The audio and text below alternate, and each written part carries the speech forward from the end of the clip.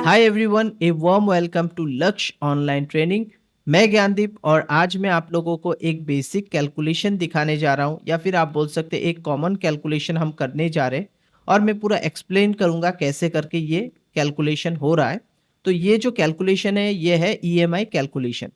ये कई यूजर्स है जो कि इसे करने में उनको थोड़ा सा डाउट या उन्हें क्लियर नहीं है कैसे करके हम बेसिक कैलकुलेशन या ईएमआई कैलकुलेशन करें। इसीलिए मैं आज आपको स्टेप बाय स्टेप ये कैलकुलेशन करके दिखाऊंगा और इससे आपको कंप्लीटली क्लियर हो जाएगा। जब आप कोई भी किसी प्रकार का लोन ले रहे हो, आप डाउन पेमेंट कर रहे हो, मान लीजिए आपको एक बाइक लेना है, कार लेना है, तो आपने जो भी लोन लिया है, जो भी आपको डाउन पेमेंट करना है, ये सारा चीज़ हम यहाँ पर डिस्कस करेंगे। तो चलिए स्टार्ट करते हैं आज का क्लास।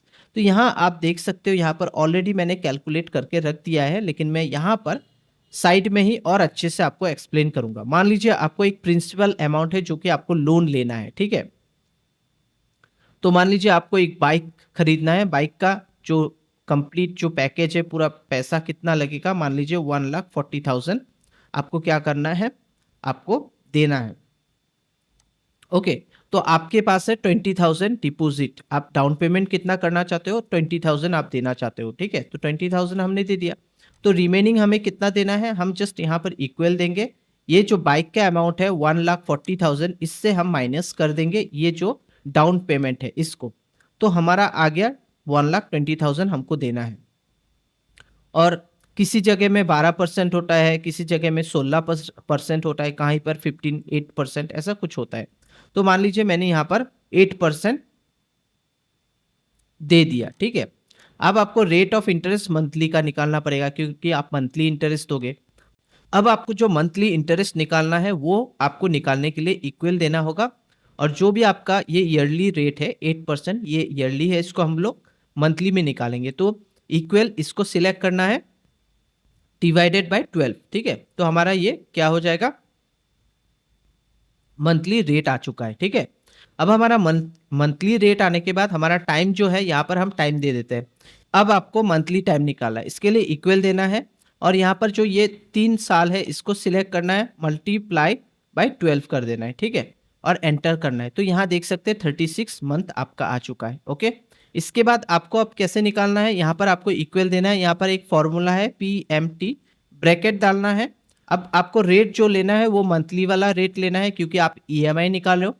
फिर कॉमा डालना है, फिर आपका जो टाइम है ये NPR, तो टाइम आपका ये 36 महीने का, इसको सिलेक्ट करना है। फिर कॉमा डालना है। और अब आपको प्रिंसिपल अमाउंट, तो प्रिंसिपल अमाउंट आपका कौन सा है, ये है 1,20,000, इसको सिलेक्ट करना है, ब्रैकेट क्लोज करना है और एंटर कर देना है। तो यहाँ पर हमें ये माइनस आ रहा है, तो इसको हम क्या करेंगे, यहाँ पर इस आगे में जो भी हमारा अमाउंट है, प्रिंसिपल अमाउंट माइनस, ठीक है, जो रिमेनिंग अमाउंट है, मतलब हम माइनस उसके बाद इसको सिलेक्ट कर लेंगे रिमेनिंग अमाउंट, ब्रैकेट क्लोज करेंगे, एंटर करेंगे।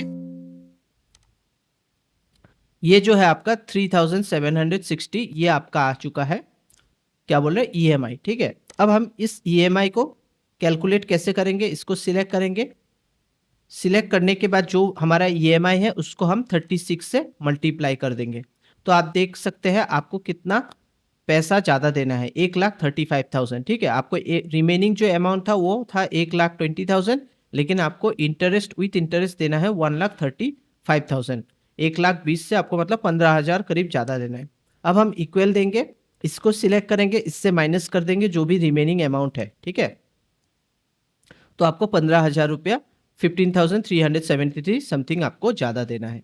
तो आई थिंक आपको ये समझ में आ गया ईएमआई कैलकुलेशन कैसे करना होता है।